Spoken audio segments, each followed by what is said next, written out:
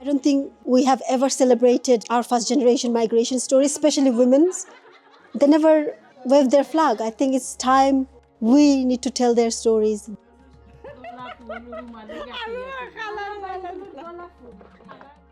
Stitching Light is a textile and light project Emergency Exit Arts and I have developed over the past 2 years. It tells the migration stories of different Bangladeshi women through textiles and sound.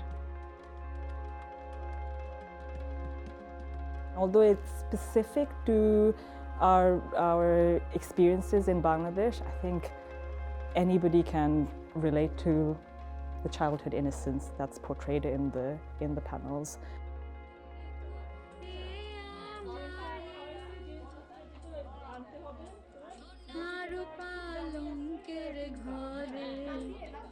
আমরা এরকম painting আমরা বাংলাদেশে গেলেই দেখতে পারি। তো আমার এই স্টোরিটা যখন অ্যাজ এ পেইন্টিং হিসেবে আসলো, আই গট সো এক্সাইটেড।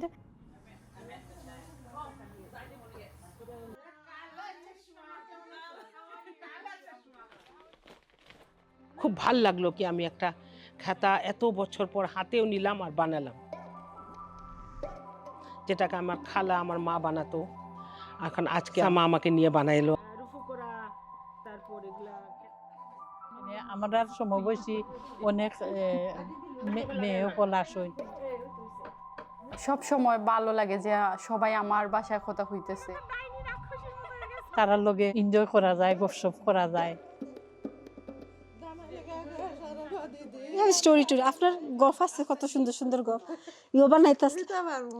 ফালকি যেন বানাইছিলা কাগজ দি, মনে আছে নি? First off, I'm Bengali. I am Bengali British. A lot of us is to take time to think through what it means to be a woman of the diaspora in the UK today and what it meant to be a woman historically.